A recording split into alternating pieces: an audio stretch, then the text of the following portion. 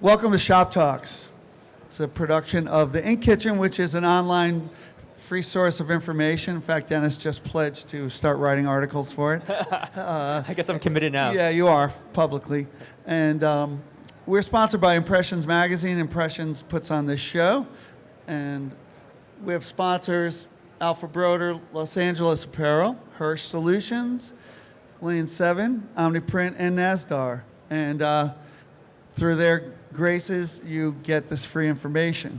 So I'm with Dennis Tan from Ampersand in New York, Brooklyn, right? That's correct. Brooklyn. And he's going to talk about everything he wished he knew before he started screen printing. This is more a talk about regrets and how I would redo it if I could redo it all again. All right, I'm gonna gang in there too eventually. But I know go we on, all have go regrets. man, go. Yeah.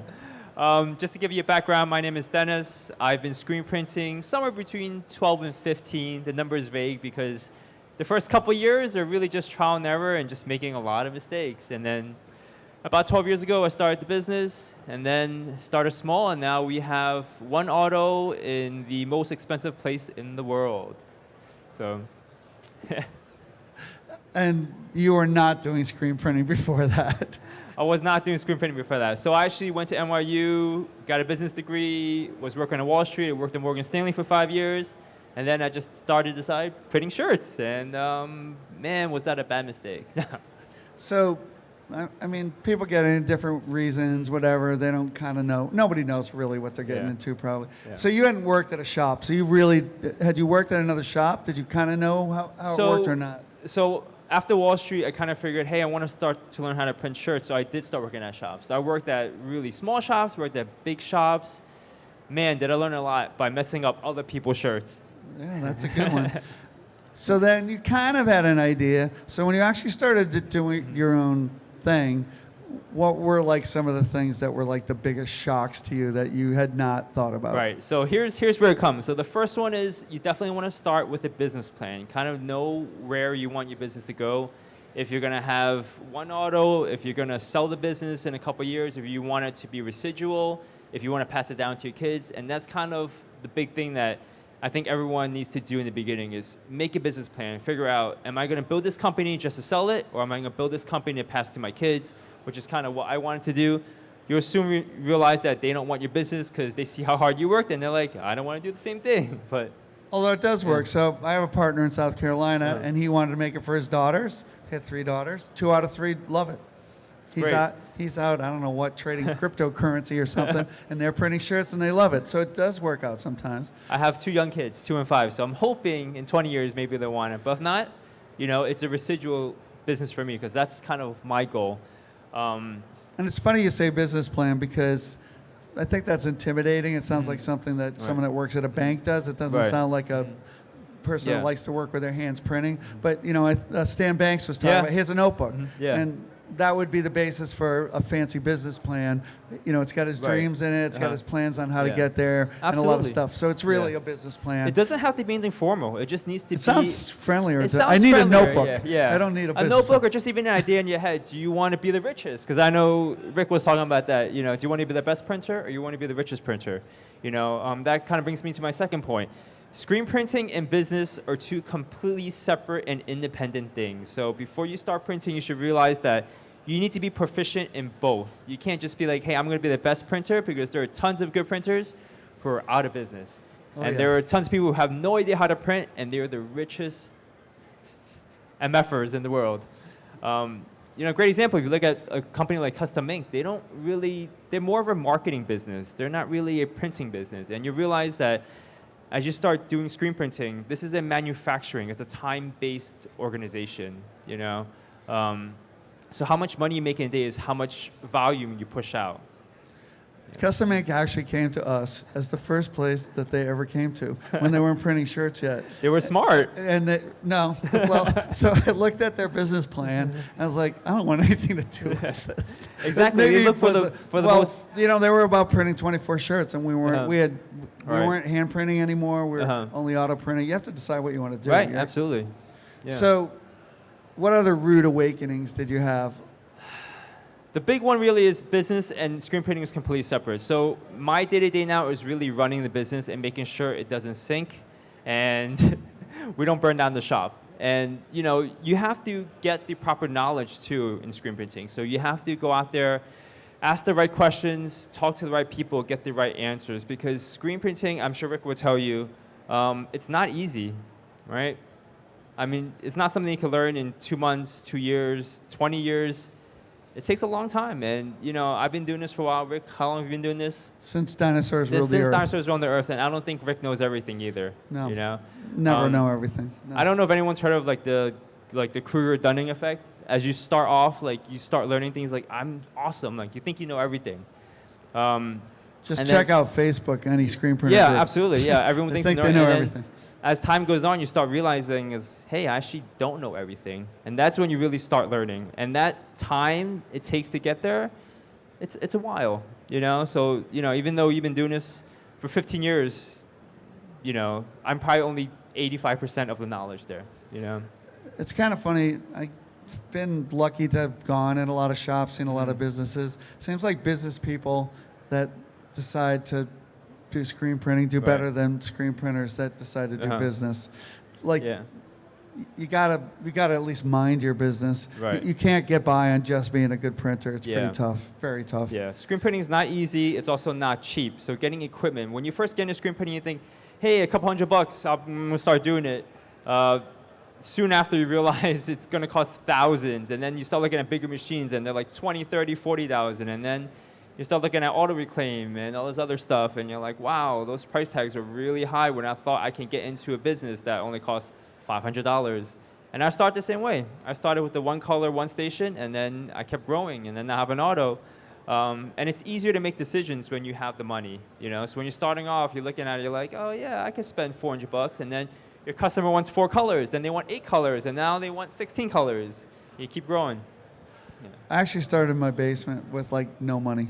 I made screens by hand. I had a exposure unit that was a 150 watt bulb and a pie plate and no vacuum fan. I used glass to hold the vellum down, and I didn't even have a press. I just printed by eye. I put cardboard in every shirt, shook it out, and hung it up on the line, water-based ink. I printed tens of thousands of shirts like that. And how many orders do you have now? We have, between me and then my partner shop, 8.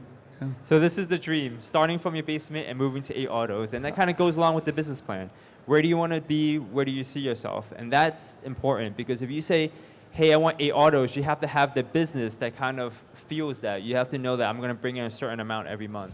No, I mean, actually, if you get a chance to talk to Brian, who's printing the posters, so, he stays small and does a lot of stuff because he likes the art part, right? And the creation himself to be hands-on. Right. I mean, he's still got to do business, but you got to decide which part you like. Right. So you must like the business, or you would have quit. Yeah. You absolutely. like the business part? I love business.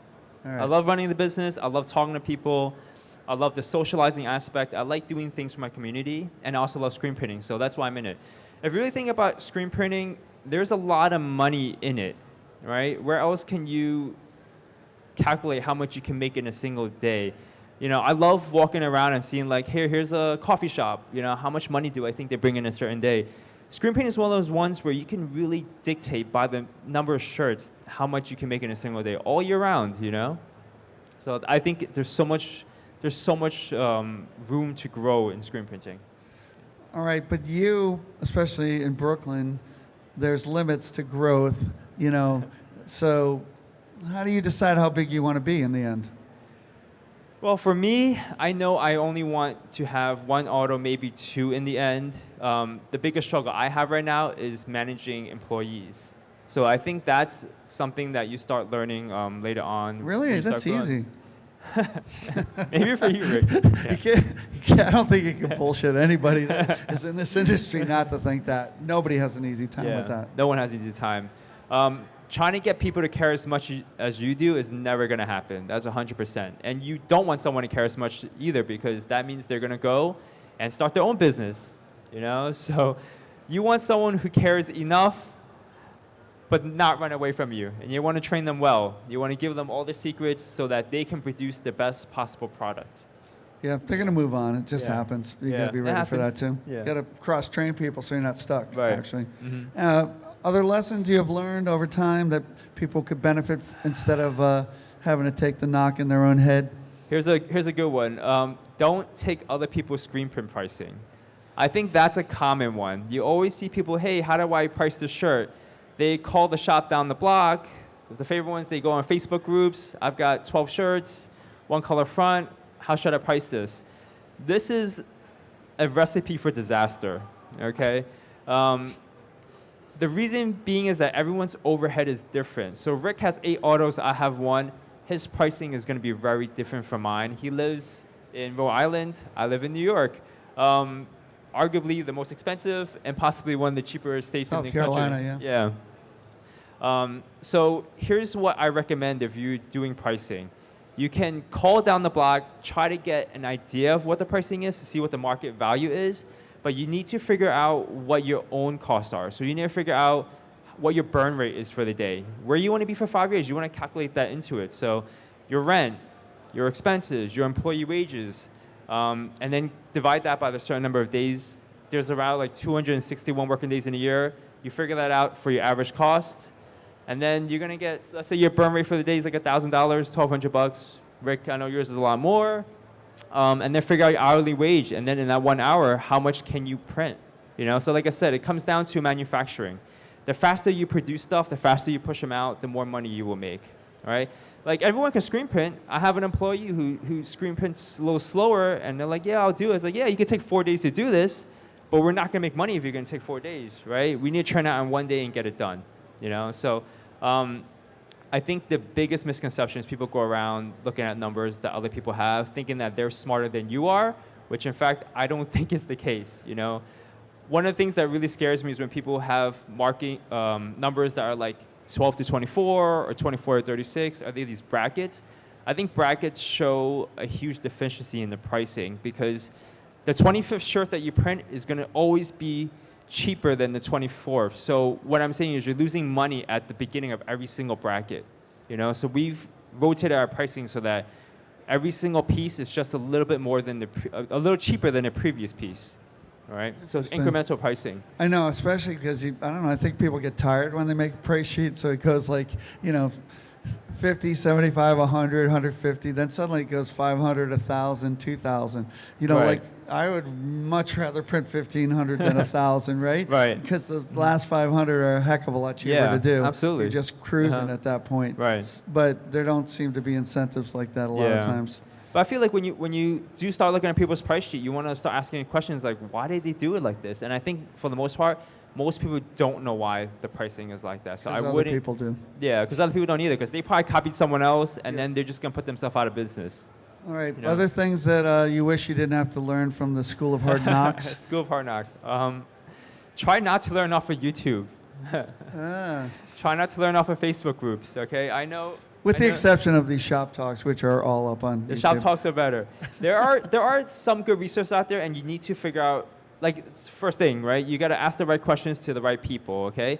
Facebook groups are fun for shits and giggles, not great for relevant information, okay? I don't even contribute. I just read them, and I just roll my eyes and keep going because that's what they're fun. But if you ask someone like, hey, what mesh count should I use for this artwork, you'll get 20 different answers. And they're never the right answers. That's the funny thing. And the right answers are the ones that no one ever comments on. So like people like Rick, people like Mark Coudray, like these are the higher up people who know what they're talking about. It's funny you say that because I actually do know that I must be on the mark. If I say something, then there's nothing else. It's not like no one will ever say you're right. They won't. Like except Brian Haynes, he does. Brian Haynes is a good guy. He's a yeah, smart and guy. he knows what he's doing He too. knows what he's doing, but not everyone knows who Brian Haynes is. I know. So he might make a comment, and then someone's going to contradict him and be like, no, you got to use 110 for white ink or something like that. So I think really asking the right questions to the right people makes a huge difference. I have learned a few buzzwords that help, though, or anti-buzzwords maybe. I don't know how to say it. But if someone says I only or I always, Right. and it works, everything works every time, then they're wrong. Stay far away. Yeah, that's far away. Like, I use this white ink and it works on everything. Really? It's funny. You Something must be else. printing one kind of shirt all the time. That's wonderful. You know? Yeah. Or I just, coat this way, or I just do it this way. I mean, there's it's- a lot. Printing's a system. It's you a know? system. I mean, it's okay. I mean, if you really think about one of the first things I said, business and screen printing are two separate things. You can print really shitty shirts and make a ton of money. You can print from your basement. You can also make a ton of money. So they're not always correlated. Most of the time they are, but they're not always correlated. It comes down to marketing and how well you sell your business.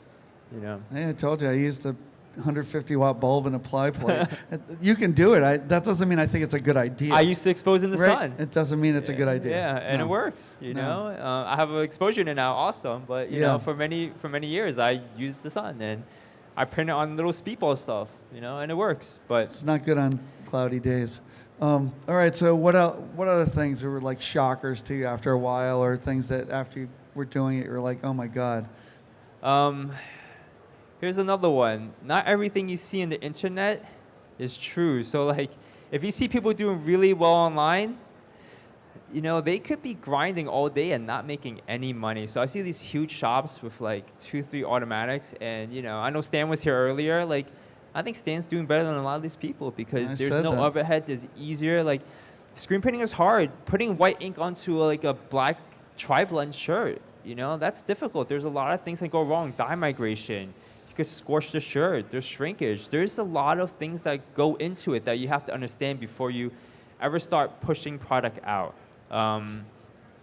Did you have a comment, Rick? No. I saw somebody I haven't seen in a while.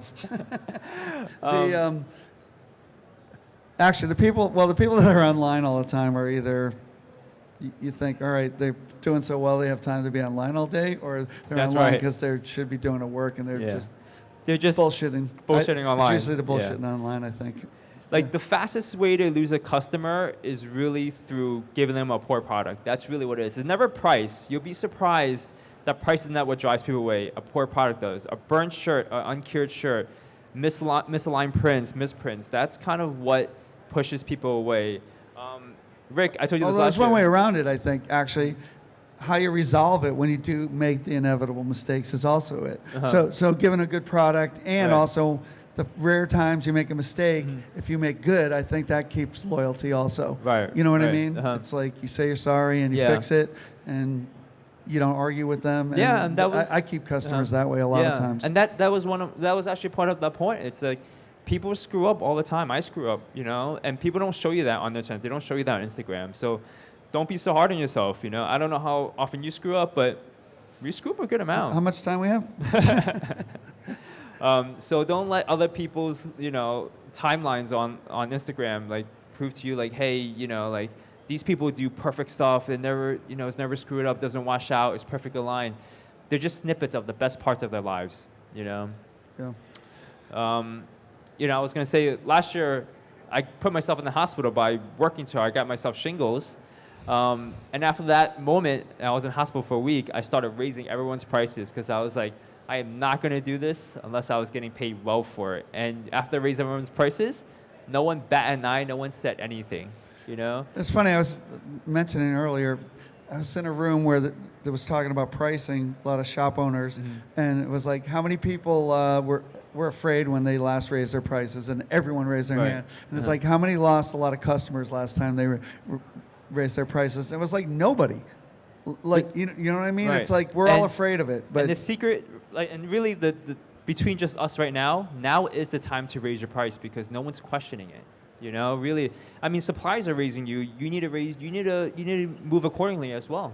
You know, so, you know, right now is the time to move up in price. You know, at least 25-30% of what your selling price is, and then just pass on the cost. And you know, we did really well during the pandemic. We didn't slow down at all, and we kept our margins, which is really good. all right, so it's funny. I was thinking about asking her, what was easier than you thought? And I was like, I'm not going to ask that. There's probably got nothing. Do you have any regrets, Rick? What you would do differently? I think a lot of times I wish I did just stay in my garage, you know, and just do that. I have a friend in California. He never, just him. That's Right. it. He even got an auto, but he just him. Yeah, and it It's works. controllable. I don't know. works I'm too well. social for that. I didn't like Yeah. it. I also wanted to do really good prints, and you have to have a bigger shop to do like really really good work.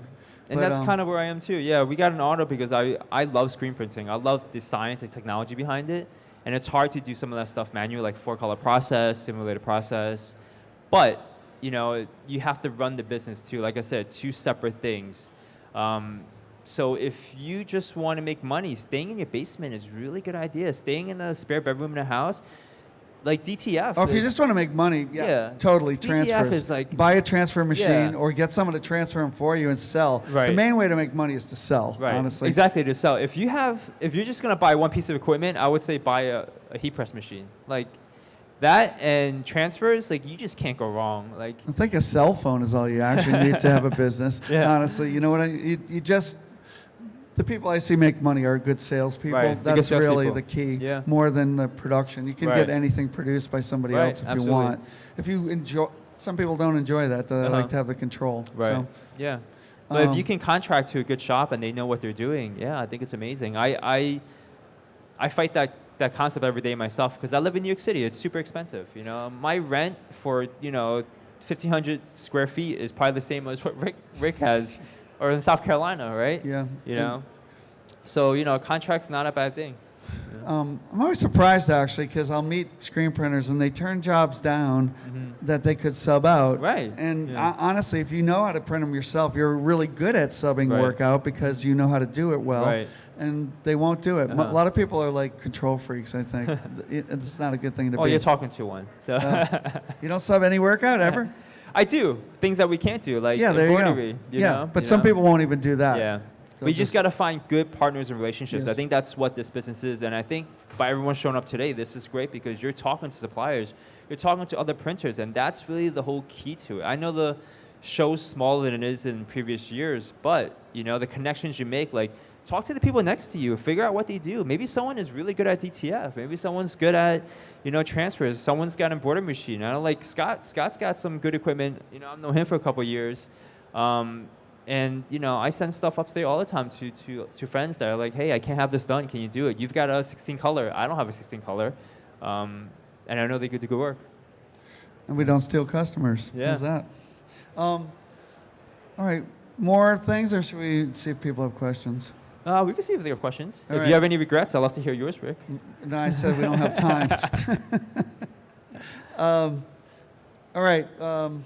Questions? Questions? You have advice to somebody that's trying to start a shop that's been in the business for a while as far as like contract and stuff out in printers, but the business got so big they want to print the shirts themselves.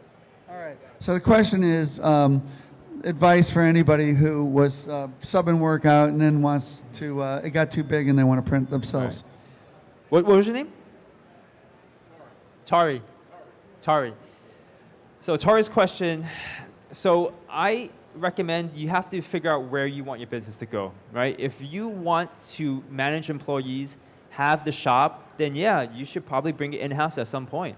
If you're big enough for that, I think it's a great idea.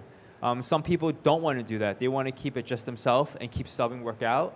That's fine too. I'm never in the position to say that one is a better business decision than the other. But if you want to bring it in-house and you want to start getting doing that, start with the transfers. Start by printing manually, taking a class, and really getting hands-on. I think do you have any printing experience at all?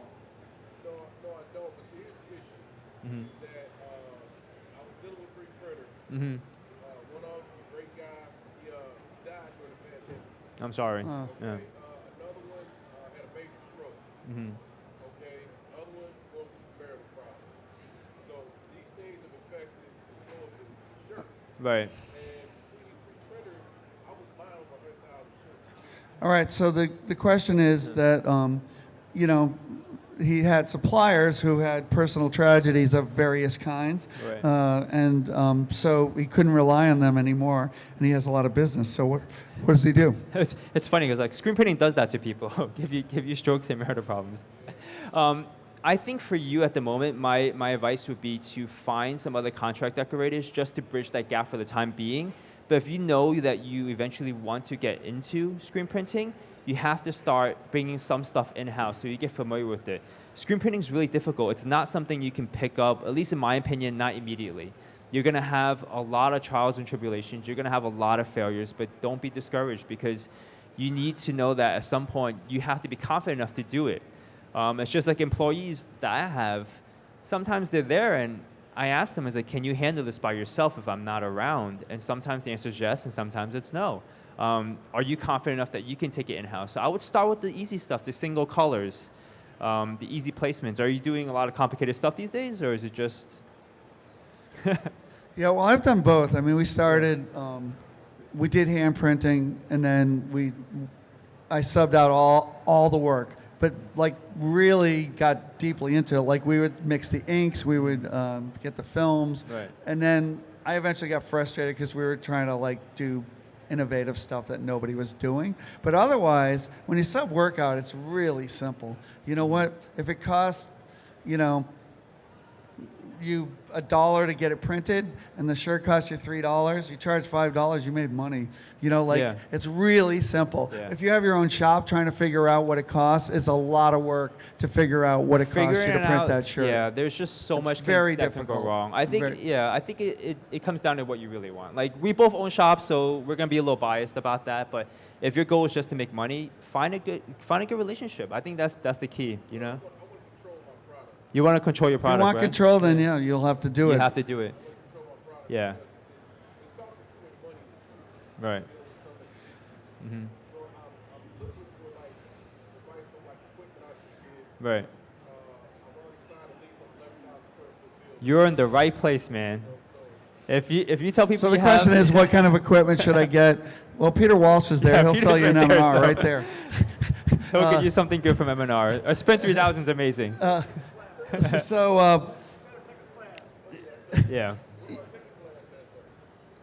yeah, School of Hard Knocks is the class you're going to Yeah. end up in, actually. Listen, Mostly. I think YouTube is a good place to start, but you have to get real world experience too. You know, like I'm not against YouTube. Like I'm young, so I'm part of the millennial age. Like I was there before the beginning internet. Rick was too, and I've watched a lot of stuff online. You just need to know that not everything out there is correct. You know, that's the big grain of salt. And, You might want to think about hiring someone that has more screen printing experience so that you have somebody's knowledge to Yeah. go to. Yeah. But that's tough even yeah, because don't let them run you around because that happens. Too. yeah, because and you know I've hired people supposedly knew a lot and they didn't know anything. Yeah, I've so, been there before too. So I don't know. It's a tough thing. It's funny. I mean, we both have shops, and you're saying, "Oh, I want a shop. I want a controller." We're like, Yeah. maybe maybe think about more contractors so that you're never stuck. You know. I think if I were you, I would definitely do it slowly at a time, step by step. All right, Bring the this- one colors in first. This guy's Yeah, waiting Scott. patiently. So with Dennis with one auto, Rick, you got 8 autos. How does a guy with one auto like myself bridge the gap between what I'm doing and a contract guy? It's like it's very intimidating.